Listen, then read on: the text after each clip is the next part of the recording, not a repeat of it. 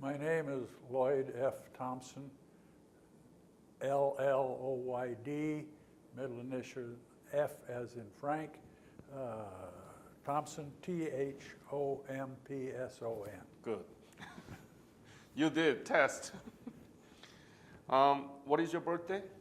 March 1st, 1930, Where were you born? Gregory, South Dakota. Gregory? Gregory, yeah. And tell me about your family when you were growing up. Well, shortly after being born, like roughly 4 years old, the United States was in a depression, dust bowl. My folks lost a store that they had in Iona, South Dakota. That was back in the days when you carried all the farmers on the books, and when they didn't have a crop, they didn't have any money to pay for the groceries and things. And so everybody was going broke for a number of reasons. We went to my maternal grandparents in Nebraska and lived with them for a couple of years. Did he have a farm there? No. No. We were just citizens, I guess. What about your siblings? My siblings? Yeah, brothers and sisters when you were growing up. I have a brother, or had a brother, that was 10 years older than me. And that was all there was to our family. So 2 boys? Yeah. Where did you finish your school? I finished my high school in North Bend, Nebraska. That's North Bend. It refers to the north bend of the Platte River as it goes down towards, well, kind of makes me always smile. They named where the Platte River joins the Missouri River, they called it Plattsmouth. So when did you graduate? When? This was 1947 when I graduated. And what did you do? What did I do after that? Yeah. Okay, I worked in a small town supermarket for a while. I was a clerk in the bank for a while. Then I got a job in Winter, South Dakota, which is not far from Gregory. And I was back on, quote, home ground. And I worked for plumbing and sheet metal company there. And from there, I went to Rapid City, South Dakota, and did much the same thing there for several different employers. And then, let's see.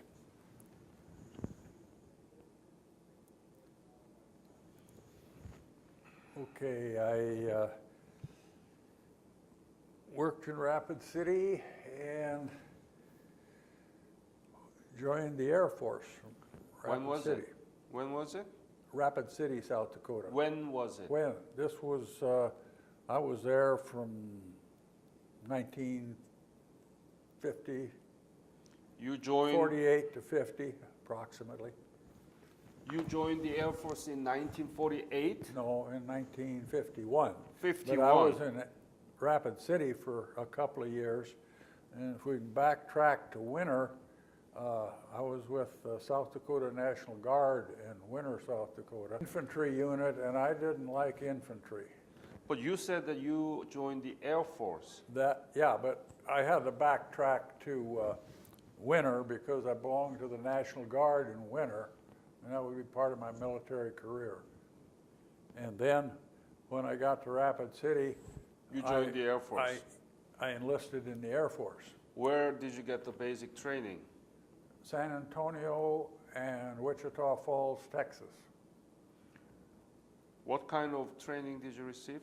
Well, then, okay, that's just basic training, just learning how to salute and walk fast and work hard. Another interesting thing about that is while I was in basic in Texas, they asked for volunteers, truck drivers. Then they gave me a wheelbarrow. So I didn't volunteer much after that. But after basic, I went to Lowry Air Force Base at Denver, Colorado for armorer school. What? Armorer. Oh. Weapons of all sorts. So tell me about it. What kind of things that you did there? Where? Armor in Denver, Colorado. Oh, well, we learned all the basic things about how to take a variety of pistols and guns apart. We learned a little bit about rocket. We learned about bomb sights. We learned about ejection seats. So the weapons that needed for the Air Force pilot and aircraft. Yes. Any other missiles or big bombs that you need to attach? We didn't work with bombs at Lowry, but we read about them.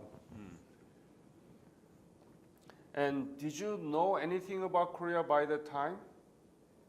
Well, I knew there was a war on over there, and so when we got through with our technical school in Denver, they divided us up married people and single people, and I was single, and so that group of people said we'd go to Far East, and the married ones went like to Germany, to the Cold War.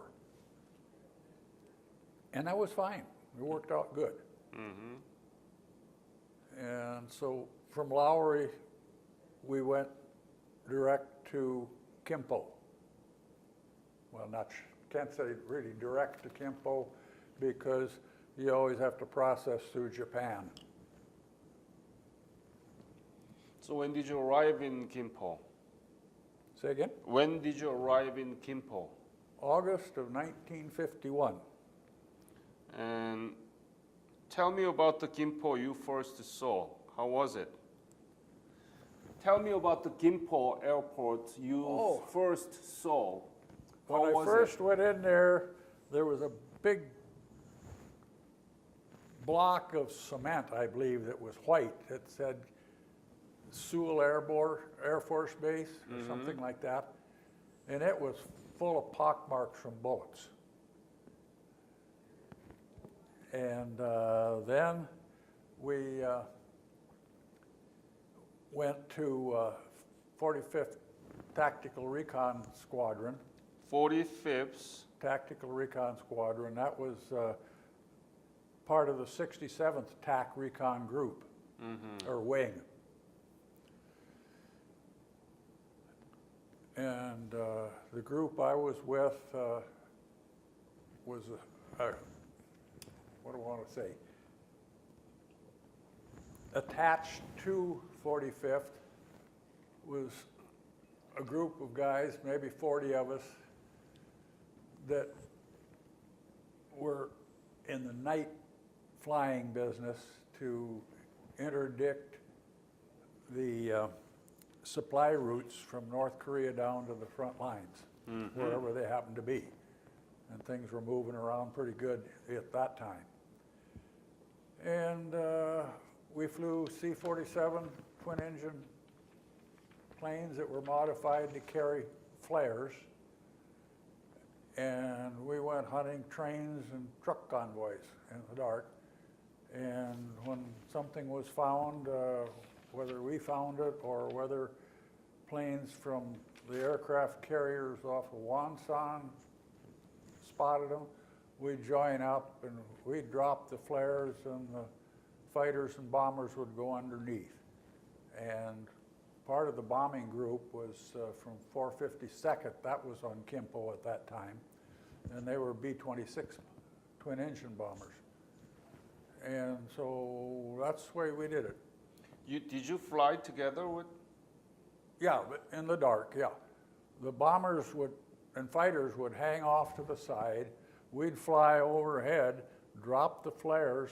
They would go down in the shoot up the trucks and stuff and try to bomb the trains. What was your role inside the aircraft when you were in the air? What did you do? Okay.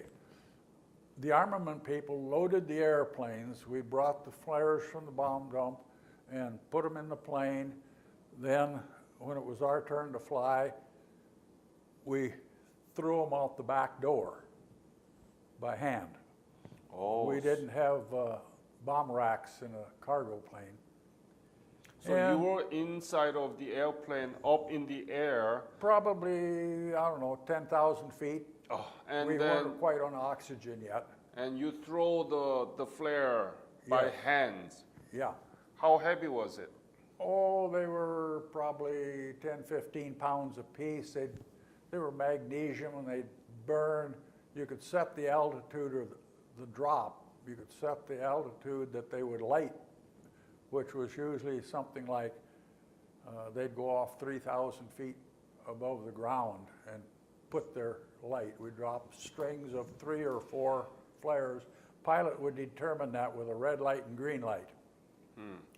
So, what is flare? It's not bomb? Well, It's a how different from napalm? it wasn't, okay, it was magnesium in a block, and it was probably 6 inches in diameter and 2 feet long with if I remember right, it was a 15-foot parachute. And there was a fuse on it that you could turn left or right and set the altitude that it would go off on. What does that do? Say again? Flare, what does that do? Put about 1 million candle power of light, really bright. They even burn underwater. So it's the lighting up the area. Yeah, we're lighting up the area so that the fighters and bombers had a good target to shoot at. There was also the fact that once in a while they would have an anti-aircraft battery down there on a road junction, and they'd be shooting. And the trick there was to send one fighter in fast, and they'd shoot at the fighter, and then you'd know where the aircraft thing was, the anti-aircraft, and the second plane would take him out. So usually when you come in and drop the first flare, they quit shooting. But that was the game we played. And let's see. How often were you at the? How often at the sortie? How many times? I did 76 of those missions. Wow. 390 plus or minus hours. All at night. All at night. So where did you go? Oh boy. It was kind of hard to tell. We went wherever there was some traffic, and with an airplane going, that C-47 could run around at about 250 mile an hour, more or less. And we'd work areas where it was known that combat action on the ground was going on, and they had to be resupplied. So with maps, you'd know what roads to be watching closer than others. Sometimes we'd catch a train and he'd try to hide in a tunnel in a mountain. So the guys with the explosives would close up the mountain. But the next night they had it cleaned out and they were going again. And trucks, usually when we dropped the flares, everybody in the truck convoy bailed out and ran out in the rice paddies, if there were any rice paddies. There weren't near as many rice paddies in North Korea as there were in South Korea. Some of that country was pretty rocky. So you arrived in Gimpo 1951, right? Yes, sir. Yeah. So there was very in the middle of war there, in the main line of resistance. Yes. Any episode that you remember? Oh, there was a time or two when we're flying up there, and there's always an airborne airplane with radar keeping track of where we are all at. I think they called them AWACS. And they'd call our aircraft and say, you got a bogey. Well, what was thrilling is, we got lazy. We didn't like to walk around with that parachute on all the time. It was heavy. So we'd hang it up. Well, invariably, when you weren't wearing it, they'd tell you you got a bogey, and the pilot would tip it up on one wing, and we'd just drop. And luckily, we never got shot up. But I think what they were doing one night was real interesting. All we could figure is that the bogey slipped in behind us. You mean the enemy bad guy? Enemy aircraft? Yeah. What was it? MiG-16? No, I don't think so. They would fly too dang fast for a C-47. They'd have run over us. Probably some Yak fighter. Yak. Yeah. Mm-hmm. We never knew for sure, but the engines put out a red flare in the exhaust pipes, and they get in behind that. They can follow you wherever you go. Right. Well, they get in close, so the radar blip kind of looks like just one aircraft, and they follow us home. Well, when we land at Kimpo, they start throwing mortar shells out or dropping a bomb on the runway right behind us. Well, that's when all our anti-aircraft start shooting. Well, we ran into more activity on our home base than we did up north. They quit shooting. That's bad. Yeah. And then the B-29s, that was most interesting. Made me glad we were flying a little different type of war. The B-29s from Okinawa went to Nam Si and got shot up with the MiGs. 3 of those B-29s had to land at Kimpo. So somewhere in my book, I got a few pictures of the damage that the MiGs did, and they did a lot of damage. And we lost some B-29s up there and had some killed in action. And it was. Do you have pictures of those? I had, I think I can find a couple of pictures of the B-29s that were crippled. Mm-hmm. Would you send those to me, to my address? I can do that. Yeah. And I've got a variety of pictures. I don't know exactly what kind of pictures you'd like to use. Anything during the war, anything. Okay. I've got pictures of the citizens in the, quote, outside the fence, and their poverty. And I've got pictures of the Korean crews that helped us work the ammunition. And if I remember right, Kim Do-young was the Korean crew chief, and he spoke a little bit of English. And he was a good worker. I would love to have those pictures, and I will send it back to you after we scan those and put it into the internet, so that maybe Kim Do-young can see it, in the internet. I'm not much of an internet guy. Anyway. I can put them in the, maybe I could find somebody that could send them. Yeah, no, you don't need to do it in internet. You can send it in mail. You have my business card, right? Do you have my business? Not yet. I will give you one. I guess I didn't pick it up at the front desk. I will give you one, and you send it to me, please. Would you do that? Sure, I'll do that. Would you do that? I'll go through my stuff. Yeah, and send all of the pictures that you took during the Korean War, okay? All of them? Yeah, yeah. Oh my goodness. Yeah.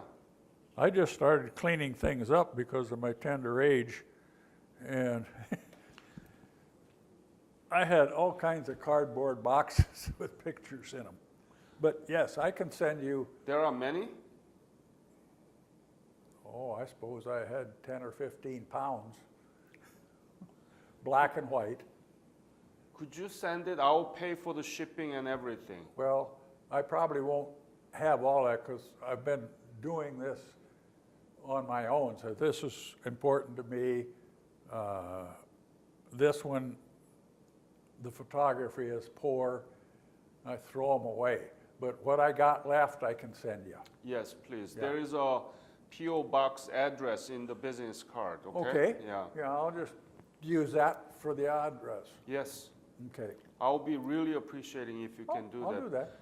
So that we can put that into internet and teachers and students can look at those, you know, and then this interview, they will listen so that they will know what Lloyd did during the war, Okay. you know? You want to know what I looked like when I was a corporal? Absolutely. That's why we want to do it. That's what I was in Korea. Yeah. Yeah, that's a real memorabilia Yeah. that the students will love to see those, okay? When we're done here, I'll let you look at this. How was life there? Well, I know one thing. When we flew frontline support at night, and there may have been the reason we did that was that there was a little firefight going on, and they needed some light so that they could tell the good guys from the bad in the dark. I had a very soft life in the Air Force. In Korea, I'm talking about in Korea. I'm talking about in Korea. Uh-huh. Our tents had a wooden framework with a wooden floor, kerosene heater, Very nice. and we would do things like save a flare's parachute, take it down to the mess sergeant so he could decorate his mess tent, and we get a lot of free food to take back for midnight lunch if we weren't flying. And we had crew member passes, combat crew passes. You could get a meal any time of day. Just walk in and hold the card up, and they'd cook eggs or have fried chicken. You know, it was good. What really bothered me, because, you know, I just turned 21, and I'd lived in this Midwest most of my life, and so I was a little naive. The indigenous Koreans were getting in our slop barrels when we clean our mess tray. Mm-hmm. And lots of times we wouldn't eat all the food, and we just put it in the garbage can. And those kids were coming in there and digging out food that was fit to eat. Yeah. Whether it was fit to eat or not, I don't know, but that's all they had. Mm-hmm. Go ahead. See? So when you see those, what did you feel about it? Well, I suppose a big word was empathy, but there really wasn't anything I could do about it. Mm-hmm. We had better food, but our language, we'd call them waifs, small kids that were poor, lost their parents, and they were kind of like all over the place. Yeah. And they would come in and get what they could. I don't know whether the mess sergeant gave them some decent food, what we'd call decent food, you know. We don't like to eat off of somebody else's plate. And that was just one step worse. So that made you sad Yes. to watch yeah. them. It made, if you want to extrapolate on that a little bit, if what we were doing over there would change the situation to where they could live a most normal life, whatever the country could provide. So you thought that it's not going to be changing soon at all? Well, yeah, I wasn't going to change in a hurry. I was restricted to where, you know, we couldn't get off the base other than duty. If we had scrap metal or something, we'd take it to Yangdung Po. And then the people there were making ashtrays and stuff out of the tin cans that we'd throw away, the munition cans, boxes and stuff. Sometimes we'd get to buy it back as it was made for something useful. parachutes that we were throwing away would come back dyed in squadron colors, so you could tie one around your neck. So the Korea was miserable at the time. Korea was miserable at the time. Well, yeah, but the first question was, what kind of life did I have? I had a lot better life than the guys on the front lines sleeping on the ground.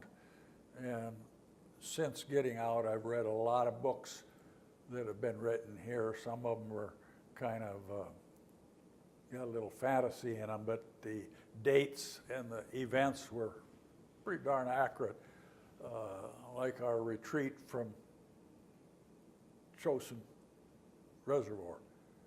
That, for our troops, was really agony.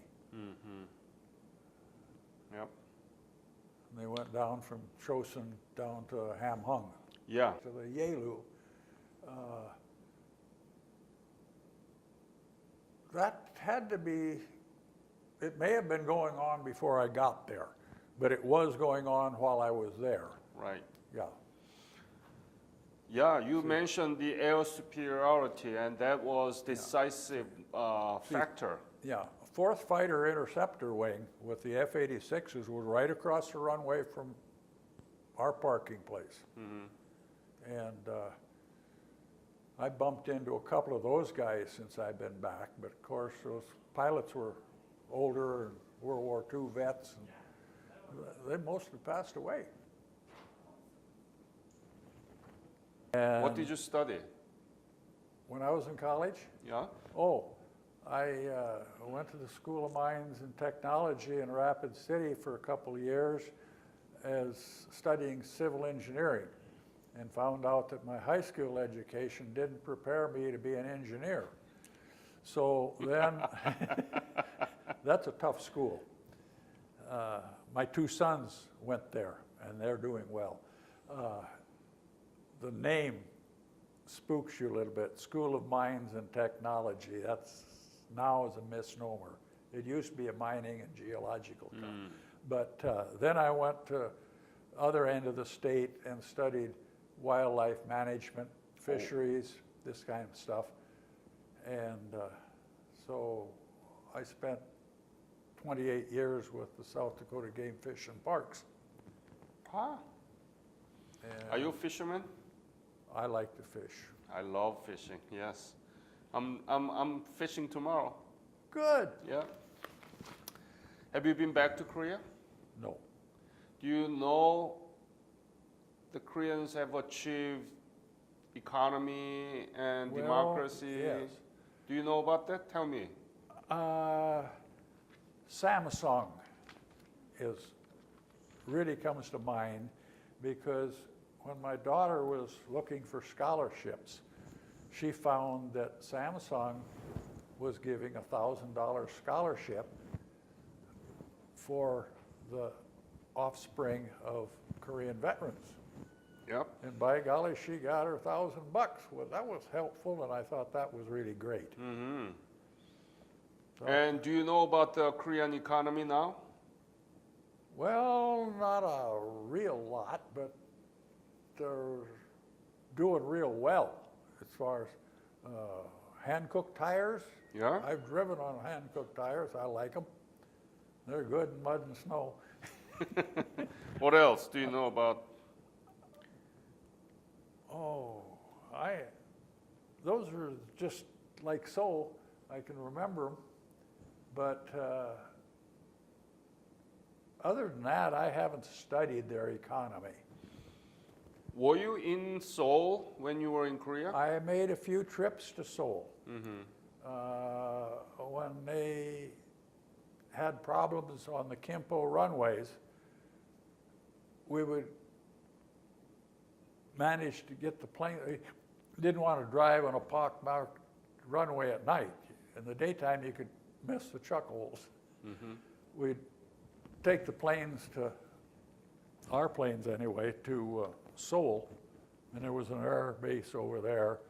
But as I recall, Kimpo was the air base for Seoul. Yep. And Very I don't close. know exactly where that air base was, but they said, you're going to Seoul on a ferry trip. I mean, take the plane over there, and then we'll run you over there at night with the Jeep. Tell me about the Seoul you saw at the time. How was it? Tell me about the Seoul you saw at the time in Korea. How Well, was it? I didn't get to walk the streets or go shopping or anything like that, but we'd go in there on a work mission or ferry an airplane in. When I went and worked the Han River bed right there, it was to get gravel and sand so we'd get out of the mud at Kimpo. And one of the interesting things there was one day we're shoveling sand on a 6x6 and we hit a wooden box. Then we did a little more digging and we found body bags. In the floodplain, there was an abandoned burial ground, and I'm sure that the people that buried them there had reported it, but nobody had gotten back to handle the bodies, and that shook us a little bit. So we told our officers where we were and where the bodies were, and nobody ever checked back with us, but nobody tells an airman second class. How much damage was done to Seoul City? Do you remember? Well, it was pretty well shot up. You know, that's in general. Tell me about the detail you saw. Oh, that's kind of pretty foggy. We just went in there and did what we were supposed to do and had to get back to Kimpo. You know, we're probably in there an hour or 2 hours at a time at the most. Mm-hmm. Korean economy is now 11th largest in the world. That's fantastic. 11th largest. Korea is 7th largest trading partner to the United States. Korea is making computer chip. Okay. And they are the largest market share. Samsung, LG, Hyundai. Yeah. They are the largest market share of the semiconductor chip in the world. I've got an LG phone in the car. And we are the largest shipbuilders in the world. Oh, I didn't know that. And you know Samsung Electronics, LGs, and so on, right? Yes. Yeah. Korean economy is very big now. Very far advanced in terms of technology and so on. That's the children you saw in the street in Gimpo looking for anything to eat, you can find nobody like that. well, that's excellent. Isn't it? Yeah. Yeah. Maybe some of those guys are working for Samsung, Hankook, LG. Yeah. But when the war was going on, they didn't have much of a chance. Even nothing. If I remember right, when we landed in Korea and started flying out of Kimpo, Kimpo hadn't been in our hands again. I think it was the third time. We've been up and back, and you know, the place was pretty well shot up. Mm-hmm. That's the country you saw in 1952 and 51. Yeah. The country now is, you cannot believe if you see it. And when you got north of the 38th, it was just desolate. There just didn't seem to be anything up there. Maybe that's why they were kind of coming down from the north, but as I understand it, Korea was one nation to start with. Yes. And our forefathers in World War II had to play politics, so Russia got the north half and we kept the south half. Exactly. Yeah. The Seoul now is bigger than New York City. Oh boy. Oh, much bigger than New York City. There are so many tall buildings. Okay. Yeah. What? Higher than Empire State Building. Gee. I didn't see anything like that when I was there. Do you want to go back to Korea? Well, not especially. My biggest problem is my wife is not well, and she's waiting for a kidney transplant. Oh. And I'm 86 and closer to 87 than I ever thought I was going to be. Mm-hmm. And it's getting a little late in life.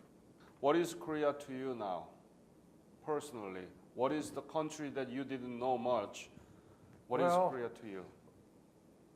I guess I've been, in my mind, reminiscing more than thinking about what is going on there currently. That's part of the ugly American in me. We are the closest ally to each other. Yeah. Yeah. But we get all wrapped up with our life here, and we don't worry much about what's going on in England, or we get some of these, this is an aside, but we get some of these people from foreign countries that are doing the phone calling for other businesses. And I was having trouble understanding them because of their accent. And I didn't want to be bothered, so I got a little short with them. And the guy says, "What do you got against our country?" And I says, "I haven't got a thing against them. I can't understand the people from London, England." Well, I'm proud of my service, but not knowing that, it was just because I did what I volunteered to do, and I was still a little upset that I was too young to fight World War II. We had a lot of propaganda going on in World War II where all the young guys wanted to get in. They'd lie about their age and go, but that's another story.